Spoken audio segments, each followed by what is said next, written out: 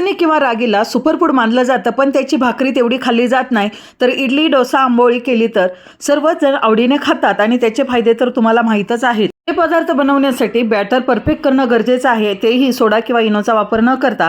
त्यासाठी 2 वाट्या जुने जाडे तांदूळ, त्याच वाटीने 1 वाटी नाचणी, त्याच वाटीने 1 वाटी उडदाची डाळ, सर्व पदार्थ स्वच्छ धुवून तांदळामध्ये 1 चमचा मेथीदाणे टाकून 6 तास भिजत ठेवले. त्याच वाटीने 1 वाटी पोहे घेतले आणि भिजवून साईडला ठेवले. सर्व पदार्थातील पाणी काढून साईडला ठेवले आणि वाटताना त्याच पाण्याचा उपयोग केलेला आहे. सर्व मिश्रण वाटून मोठ्या कुकरमध्ये भिजत ठेवणार आहोत. आता पहा, अशा प्रकारे सर्व मिश्रण हे बारीक वाटायचं, हात स्वच्छ करून घ्यायचा आणि 5 मिनिट मिश्रण हे एकाच दिशेने फेटायचं. कुकरमधील काही मिश्रण पातेल्यात काढलं आणि 1 ग्लास त्यामध्ये उभा ठेवला आणि झाकण लावून रात्रभर कुकर तसाच ठेवला. पहाटे उठून पाहिल्यानंतर पाहू शकत असाल, मिश्रण हे कुकरच्या बाहेर जात होतं. फ्रीजमध्ये 3 ते 4 दिवस टिकते. त्यापासून लुसलुशीत आंबोळी, इडली, डोसे, आप्पे करू शकता. उन्हाळ्यातील उष्णता कमी करण्यासाठी रागीचे पदार्थ नक्की खा.